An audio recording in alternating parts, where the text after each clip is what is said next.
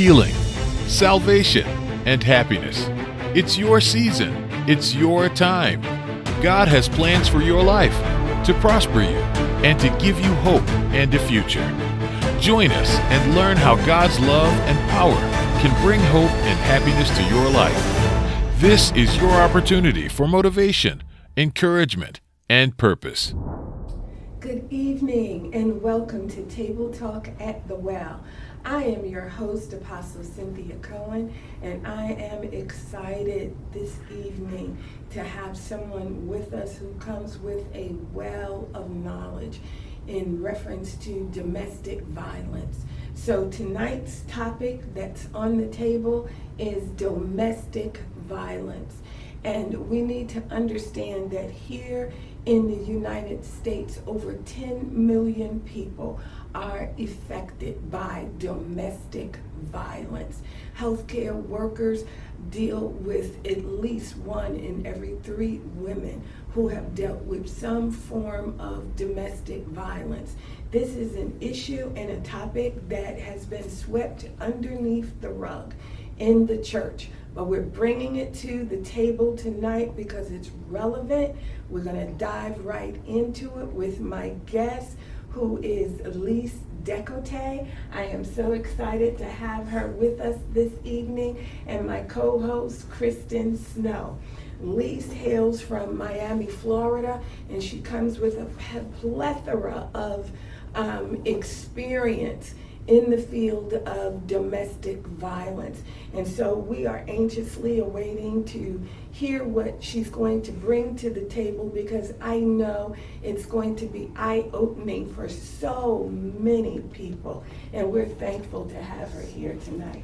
So good evening, my sister. How are you doing? I'm very good. Thank you for this opportunity. I appreciate it. And listen, I just thank you for accepting, because I am excited about tonight, because I know somebody's going to be delivered and someone is going to be set free. My co-host, Chrissy Snow. Chrissy in the house. Yay! Okay, so we're going to jump right into it. There is so much where abuse is concerned, and there's so many categories, but we're going to start with defining abuse. Right. And Elise, if you can just begin to share with us, what exactly is abuse? Abuse exists when there's no collaboration in the power. The power is not shared. It is an unequal relationship. And you have to know that these men, I will say men, but women can be abusers as well, but for today we'll say men. Many of them are in need of this control 24/7, 100% of the time. This is like the oxygen that they breathe. They need that. So I just want to, before we go any further, so these are people, the one who inflicts the abuse, Right. These are individuals who like to exert control. And power. Okay. Yes, the root Control of and abuse power. is power and control. Mm-hmm. Right. Mm-hmm. And an unhealthy relationship would be more something like they can agree to disagree. Mm-hmm. They share the power, the decision making, but they can voice their opinion. There is no threat of being hit or being screamed at. They can speak freely in the relationship. This is the difference with, is it healthy, is it abusive? This is the difference. So an example of a definition of abuse would be someone who has to have their way all the time. All the time, Okay. all the time. These men need to be in control. Mhm. And they're jealous. They will be checking all the time who she talks to, what she does, who is she spending time with, because they like to have the control over this person. And if she is being influenced by others, that is not serving him well. And many times they will isolate her. I was just getting ready to ask you about that. They will isolate her, and this is easier for him to keep the control and the watch over her. So we see a lot of the time we have women and men who will move to another city, another country, away from her support system, from her family of origin. So they actually will cut you off Right. from your family. Yes. Or friends and co-workers. Family, friends. Where you have no resources, Okay. no support system. Mhm. And so it's much harder for her to leave, to escape. Well, let's face it, nobody really leaves domestic violence situation. They escape. Mhm. And they have to have a safety plan for that. Mhm. But the isolation is one of the tactics that they use to keep the control over them. So control, the isolation. So actually, the person that is being abused, they actually have no input, very little input. They're not part of the in the decision relationship. Right. They are not part of the decision making. They are subservient to his needs. And just so you know, an abuser will know how to sniff their victims a mile away. They will know who to pick. They will know what kind of person will be easy to manipulate. Can we talk about that for a minute? Yes. What type of person would draw an abuser? It will be women who are very nice, very kind, women in the caretakers, hospital people, physiotherapists, people who are in the service. There's actually a category of We certain workforce. Well, Pastor Cohen, let's say that anyone and everyone can be abused, but people who will be more likely to be an easy prey because they are always at the service of others. They are always going beyond the call of duty. So it's much easier to pick somebody who doesn't have strong boundaries. And I'm not saying that hospital people don't have strong boundaries, but they're always caring for others, right? So they will go beyond the call of duty to help this person, to serve this person, because this is what they do, you know, in their line of work.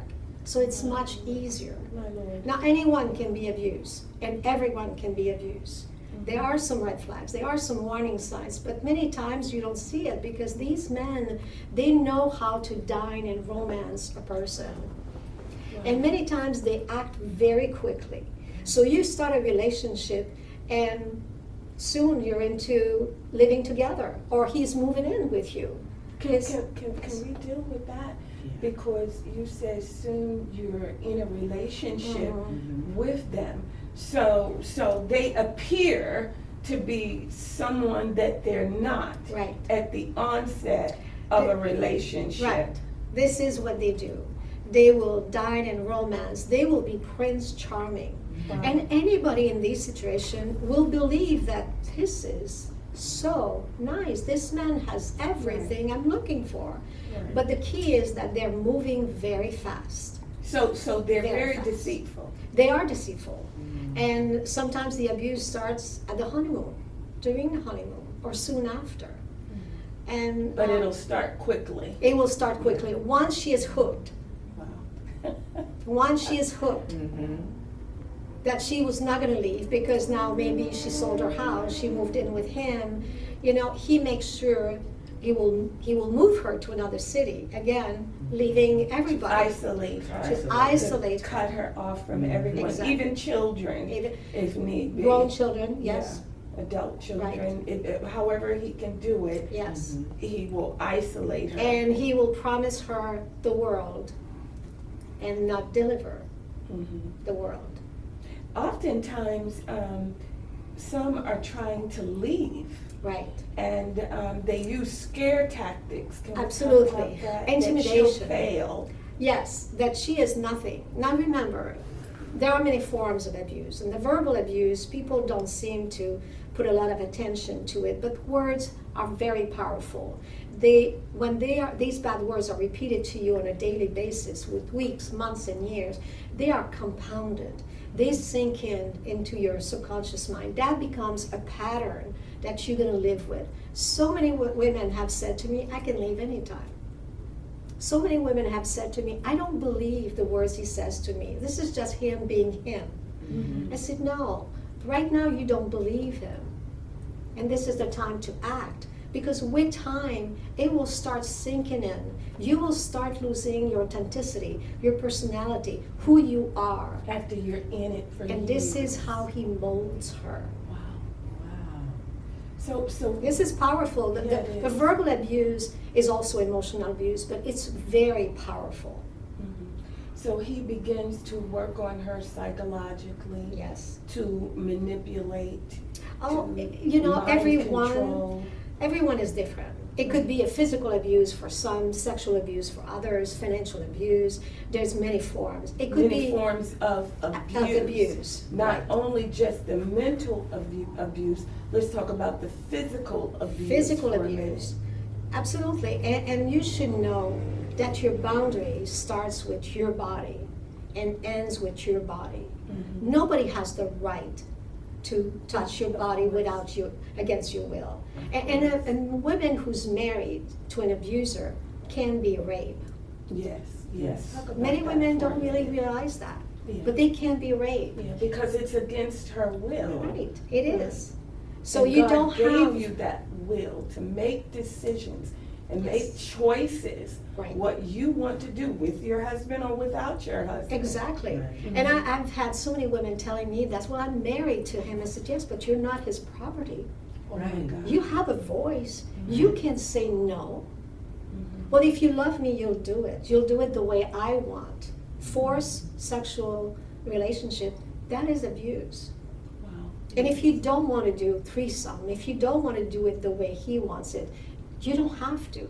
Mhm. Now, it is easy for me to say that. Many women say, who are in this situation of abuse currently, will say to me, it's easy for you to say, but if I don't do it, the repercussions are much worse, My Lord. Yes. much worse. Yes. And I do acknowledge that. And this is why I always say, talk to experts. Go and consult to your local domestic violence shelter. Mhm. Go and make a safety plan. Those are crucial times. Yes, yes.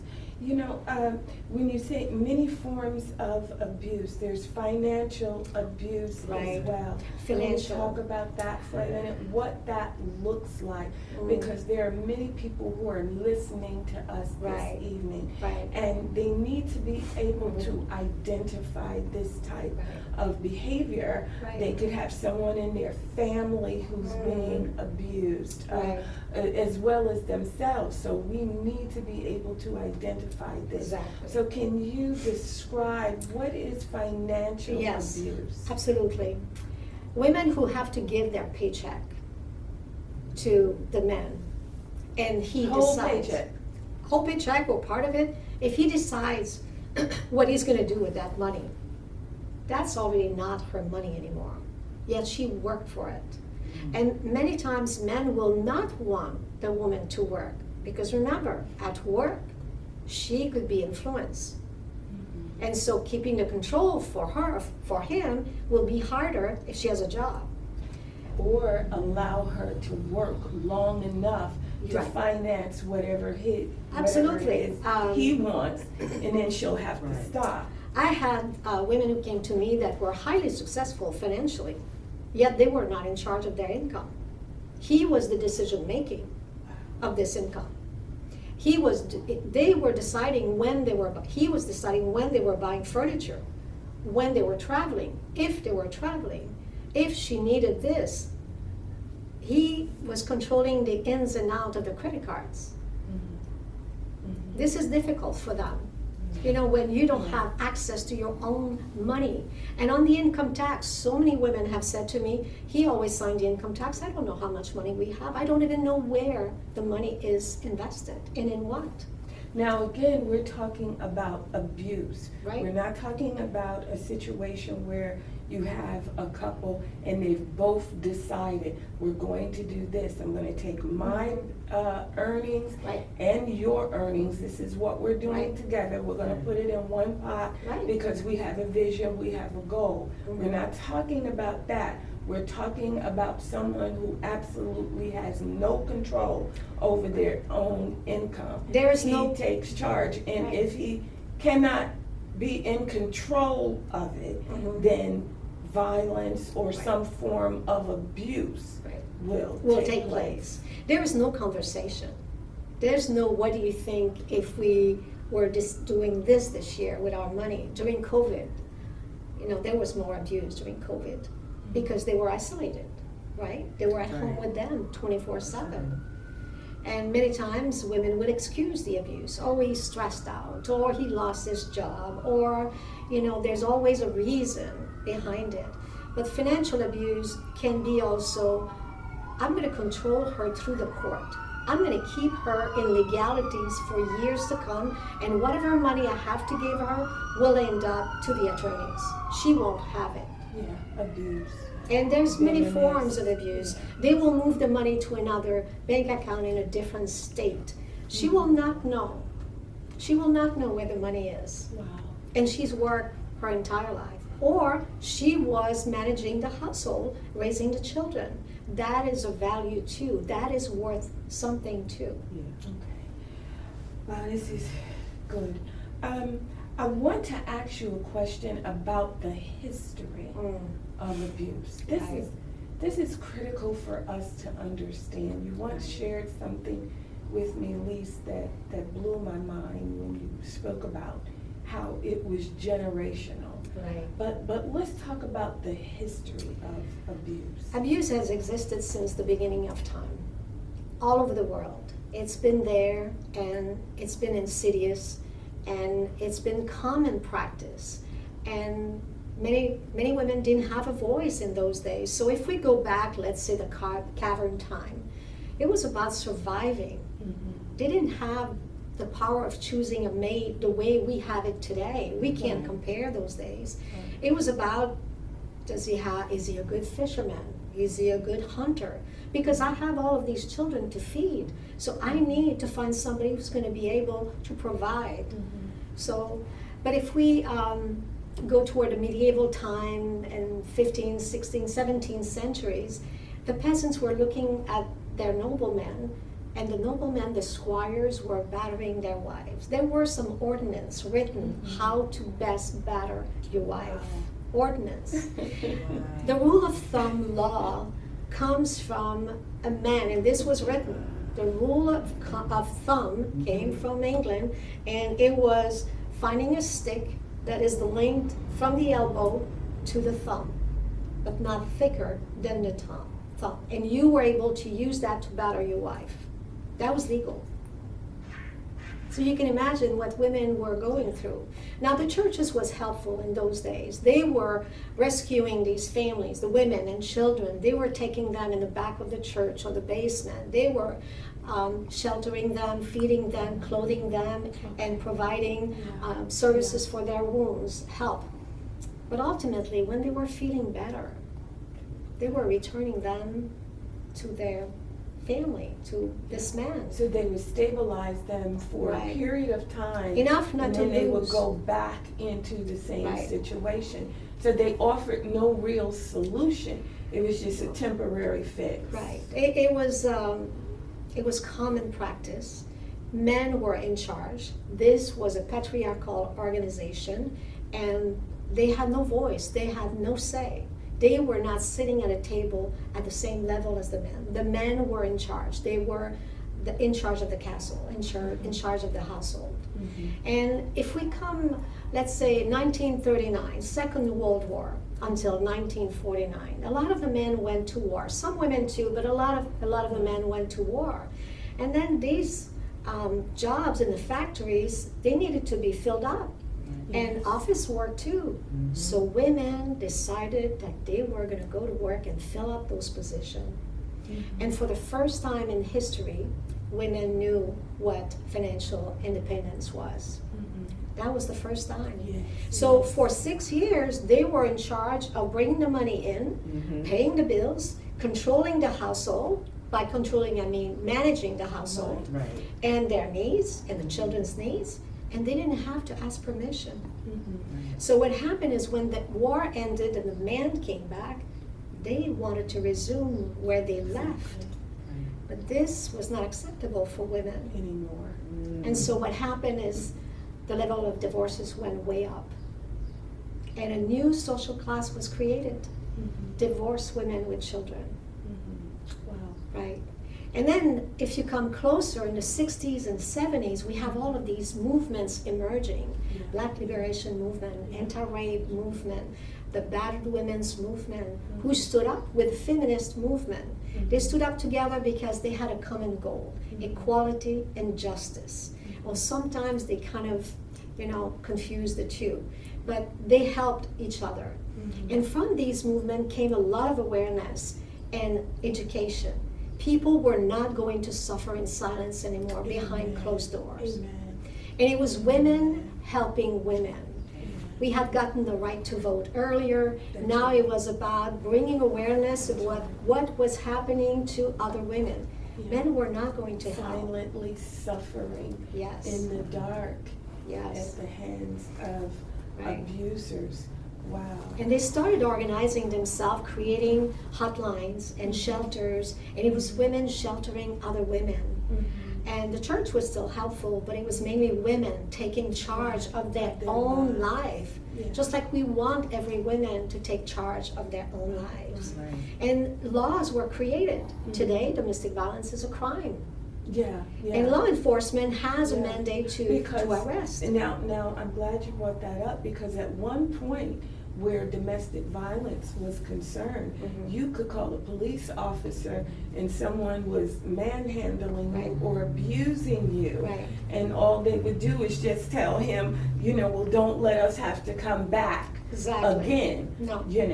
There was no arrest being made, there was no incarceration, but thankfully today that doesn't happen anymore. They get locked up. It is law. And we've come a long way. We still have some work to do. But domestic violence is everybody's business. People think it isn't. It is everybody's business. I want to talk about that generational form of abuse. Can you just elaborate on that? It is said that it takes 4 generations before a cycle of abuse ends. And think about it. My great-grandmother, she was not abused that I know of, but she didn't have any resources. My grandmother didn't have any resources either. We did not even know what abuse was. The name abuse does not exist until the 70s. So we didn't have any name. You didn't know you were being violated. We didn't know what to call it, and we didn't know we had a right. Well, we knew it didn't feel right? We knew it was not right. And we didn't think it was right that men had different rights than women. So it took 4 generations in general, because mainly there was no services that were available to them. Now we have a lot of free services, a lot of resources, webinars, this show, books, and services in therapeutic work and domestic violence shelter. So there's a lot of resources that we can acquire and help ourselves, educate ourselves. Wow. Interesting. What's really interesting is, like you said, the 4 generations. But the key that I really wanted, I like what you said, is the isolation part. Because a lot of females, especially my age, don't understand that we're going from one place to the next, and it's just a cycle. It is a cycle, and it's so insidious. It creeps in. You don't know that you're in it. Say, oh, this does not feel right. That he doesn't want you to dress this way because he's your boyfriend. He would like for you to dress more demure, more sober, and not sober, but more modest. And exactly. Or it could be the opposite. I've had women who came to me and she said, I'm a conservative person, I'm kind of classic, and he wants me to dress differently, very differently, like a lot of makeup and low cut and short dresses. And she said, this is not me. It makes me feel bad. It makes me look like what I am not. And again, women can wear whatever they want. They are entitled to wear whatever they want. Your decision. But this is, again, part of the molding this person, part of the control over her. Wow. Now, is there a specific age that is drawn to this type of person? Is there a specific age, a specific ethnicity? who is drawn to this type of lifestyle? Anybody can be abused. Mm-hmm. Anyone and everyone can No be specific abused. age. There is no specific age. Okay, from child to adult. No, abuse is a learned behavior. Mm. No one is born an abuser. And women who have been, let's say, physically abused and have removed themselves from this situation successfully and are safe, and at some point resume dating, they may see the sign of physical abuse, but they may not see the other signs. And the key is always to take your time, to do your homework. Many times, women will spend more time researching an appliance, an electronic. It's true. It's true. Then they do. Then they That do. individual. Yeah. In getting to know a person. Wow. That's Think This about is it. powerful. You get so much knowledge. You research so much for this fridge, for this new phone, Mm-hmm. but you do very little work in your relationship to get to know this person. Yeah. Wow. And remember, there's a chemical that happens in your brain when you meet somebody that you've got those color pink glasses and you don't really see exactly. the true Looking self. through the So rose-colored glasses. rely on your friends, on your support system, on your family members to see if, am I seeing the same thing you're seeing? Right. Run a background check. Right. Ask for an STD, HIV That's long right. version I test. hope everyone is listening to this. It is your right. I hope everyone is listening to this. Wow. Wow. Yes. Powerful. Do your homework. Don't go into a relationship totally unguarded. Mm-hmm. Wow. Don't do Wow. that. Do your research. Just tremendous. You know, there is a scripture that I would like to share that is very, very appropriate for this. And it's found in Malachi chapter 2, verses 14. And it reads, "Yet you say, wherefore? Because the Lord has been witness between you and your wife, the wife of your youth, against whom you have dealt treacherously." Mind-blowing scripture. "With whom you have dealt treacherously. Yet is she your companion and the wife of your covenant." That word treacherously is defined as deceitful and unfaithful. And this is what we're talking about when you talk about lifestyles in relationships, marriages that are filled with abuse. I need you to understand that God has not sanctioned that. God has not sanctioned that at all. And you can't wish these things away, nor can you pray it away. When you are being abused, you need to remove yourself from that situation. Can't say that any stronger.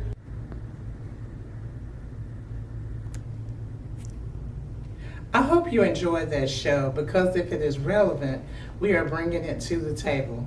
We here at Table Talk at the Well want to invite you to join us every Thursday at 7 p.m. We also invite you to Morning Glory Prayer Hour with Apostle Cynthia Cohen and the prayer team. The dial-in number is 516-900-5741. If you have a prayer request, you can submit it via tabletalk@thewell@gmail.com. As long as the earth remains, there will be seed time and harvest. If you have been blessed by this show and topics that we cover, please sow your seeds so that we can keep bringing relevant topics to you. Please send your love gifts, donations, and offerings to Cash App Wellspring Worship. You can also visit us at our website, www.wellspringworship.co, where you can also give to the ministry. On behalf of Cynthia Cohen and Table Talk at the Well, God bless you.